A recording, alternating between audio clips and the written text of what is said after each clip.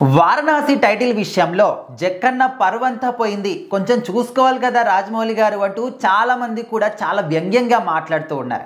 So Rajamouli గారు అంటేనే perfection అనే విధంగా చాలామంది కూడా అనుకుంటూ ఉంటారు. మరి ఇంత చిన్న విషయాన్ని ఎందుకు ఆయన చూసుకోలేదా, లేకపోతే చూసుకున్నా కూడా మనకేంటి అని ధీమాతోని ఈ విధంగా చేశాడా, గర్వమా, యాటిట్యూడ్ అని చాలామంది అంటూ ఉన్నారు. సో మరి ఏ విషయంలో ఇదంతా కూడా ఎందుకు ఇంత బయటికి తీసుకొస్తున్నారు? సో మహేష్ బాబు గారి సినిమా గ్లోబ్ ట్రాటర్ అని చెప్పి ప్రచారం చేసి సో ఫైనల్గా దాని టైటిల్ అనౌన్స్ చేస్తున్నాం అని చెప్పి మొన్న అయితే రామోజీ ఫిల్మ్ సిటీలో భారీగా ఈవెంట్ చేసి అక్కడ టైటిల్ అనౌన్స్ చేశారు వారణాసి అని చెప్పి.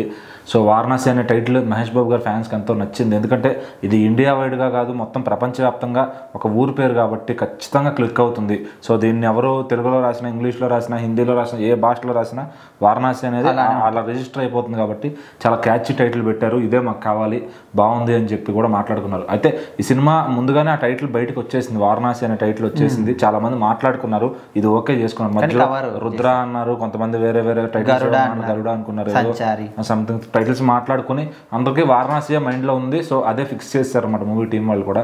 సో మరి అయితే రాజమౌళి గారు మొన్న కాస్త ఫ్రస్ట్రేషన్ కారణంగా ఆల్రెడీ వార్తల్లో నిలిచారు. మరి ఇప్పుడు ఇంకో రకంగా వార్తల్లో నిలుస్తున్నారు. ఎట్లా అంటే ఆల్రెడీ ఈ సినిమా టైటిల్ వారణాసిని సుబ్బారెడ్డి అని ఒక నిర్మాత ఉన్నారు, ఆయనంత రఫ్ అనే ఒక సినిమా నిర్మించారనమాట ఆది గారితో, సాయి కుమార్ గారి అబ్బాయితో. సో తర్వాత ఏవో చిన్న చిన్న సినిమాలు నిర్మిస్తూ వచ్చారు ఆయన.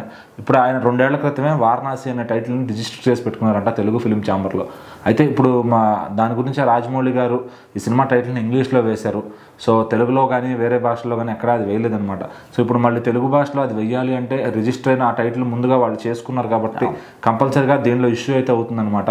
సో మరి ఆయన గారిని ఇచ్చి కాంప్రమైజ్ చేస్తారా, లేదంటే ఈ టైటిల్ని మరి వీళ్ళు ఎదుర్కొంటారా? ఎందుకంటే గతంలో మహేష్ బాబు గారు కలేజా సినిమా కూడా అలాంటి టైటిల్ ఇదేదైందనమాట. సో కలేజా మాదంటే మాదని వేరే టైం సుబ్బారెడ్డి గారే అప్పుడు కూడా చేసినట్టున్నారు. సో ఆ తర్వాత అలా చాలా సినిమాలు జరుగుతుంటుంది. మరి ఏకంగా హరీష్ శంకర్ గారిది వాల్మీకి సినిమా పేరు మార్చేసి గద్దలకొండ గణేష్ అనే టైటిల్ పెట్టుకునేలాగా చేశారనమాట.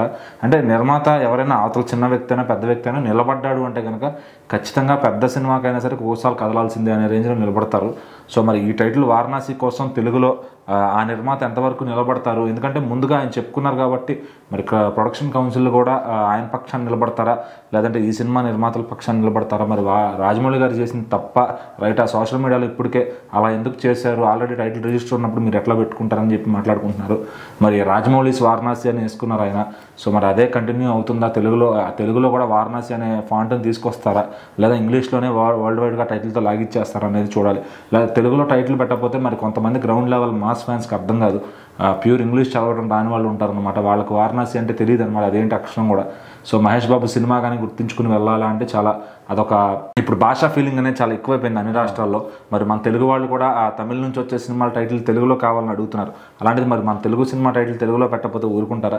ఖచ్చితంగా రాజమౌళి గారు అయితే చిక్కుల్లో పడ్డారని చెప్పాలి. మరి సోషల్ మీడియాలో కూడా విపరీతంగా ట్రాల్స్ చేస్తున్నారు ఈ టైటిల్ గురించి కానీ, ఆయన చేసిన సుబ్బారెడ్డి గారి గురించి కానీ. సో మరి రాజమౌళి గారు కాంప్రమైజ్ అవుతారా, సుబ్బారెడ్డి గారు కాంప్రమైజ్ అవుతారా అనేది రానున్న రోజుల్లో చూడాల్సిందే.